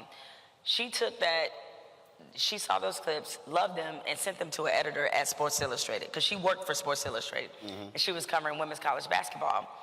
Sports Illustrated called me. They had an opening to be a writer-reporter in New York working for Sports Illustrated. Now, I know this job sounds very glamorous, but here were the details of this job is that essentially you fact-check the articles that are in Sports Illustrated.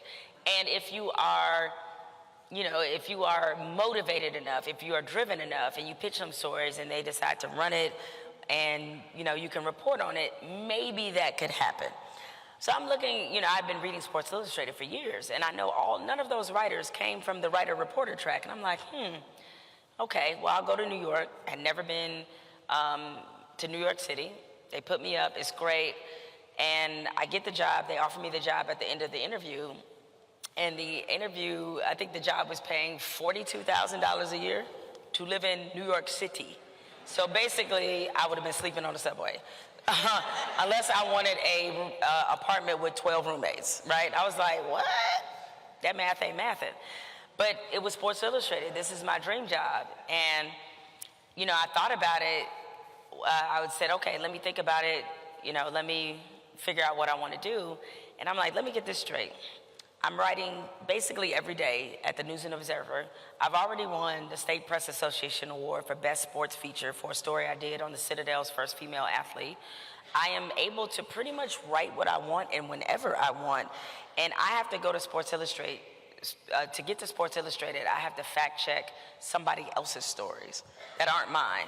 And maybe if I'm lucky, if the leprechaun is shining on me in the right way, I might get a byline in Sports Illustrated at some point. And I said, can't do it.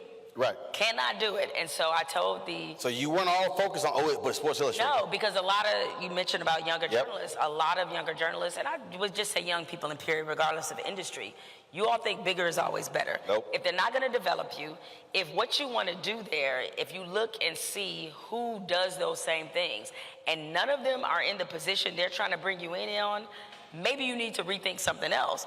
Because at ESPN, for example, there was a lot of production assistants that were really unhappy because they wanted to be on air, go somewhere making $10,000 to be on air every day, because guess what? Nobody on air right now was a production assistant. They all came from somebody else. Hello. Right? They all came from someplace else. So like you're just setting yourself up to fail. So I was not going to be the person. up at Sports Illustrated, not writing, fact-checking, just to say I was at Sports Illustrated. So I turned him down and I told him that, and I'll never forget the editor in charge of these positions told me, he said, I actually think that was a good decision. He said, we can afford you now. I have a feeling we will not be able to afford you later. And you say you had to bounce. And I was like, nah. So I stayed in Raleigh, and then my next job at the Free Press, I got a $25,000 pay raise. It was everything. To live in Lansing, Michigan. You know what I'm saying? I was like, that cost of living was in there. You were balling. I was balling. I do love being petty. Oh, here we go. No. I love when there's somebody in your past who said you would not accomplish certain things, you wouldn't go so many places. You know, and I have no problem reminding those folks of that. I mean, I did hit a couple of people when I got into the NABJ Hall of Fame in December, and then Saturday when I go into the Side Professional Journalist Hall of Fame, I've hit some folk like... Remember when you said... No, I'm being real petty.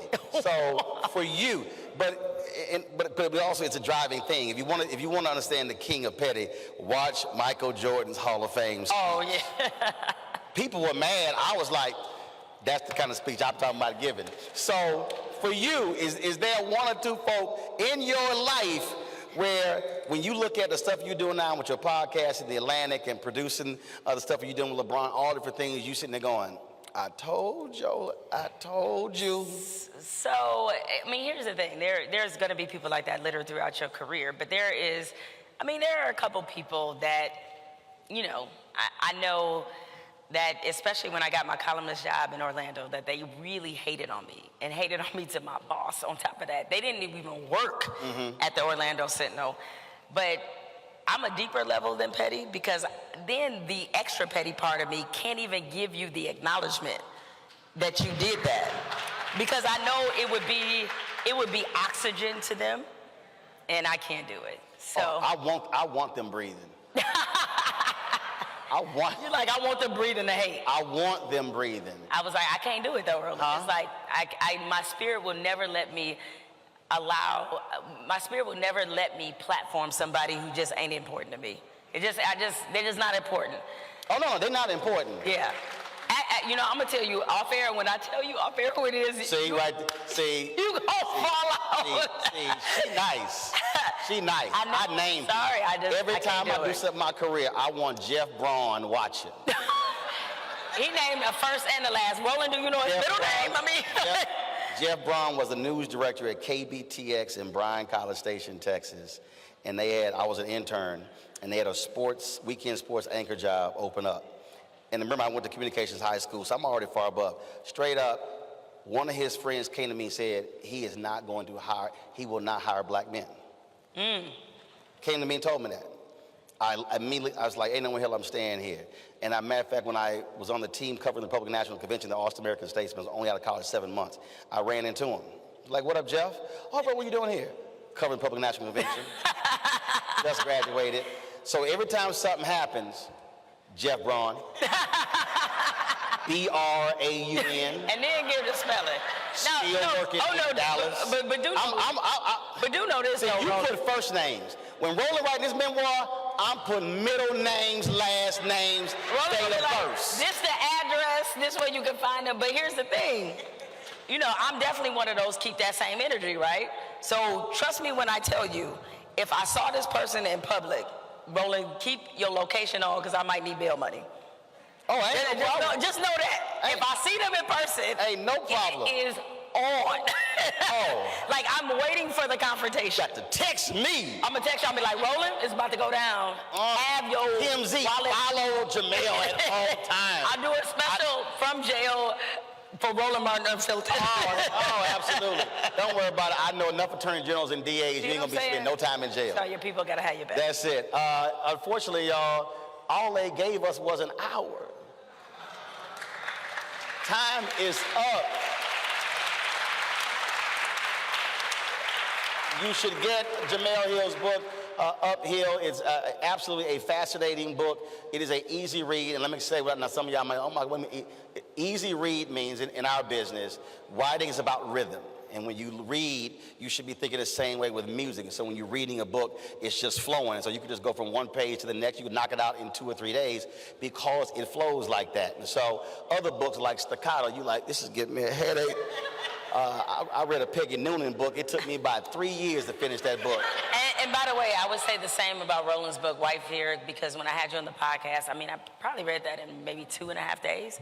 Like, it was a very good read, very to the point, and most importantly now, as we are thinking about pretty much our democracy dying right in front of us, it's a very important and crucial Absolutely, and so... I want to give your book a shout-out, too. So I'm just saying, you know, Pratt, y'all can call a brother back to come back.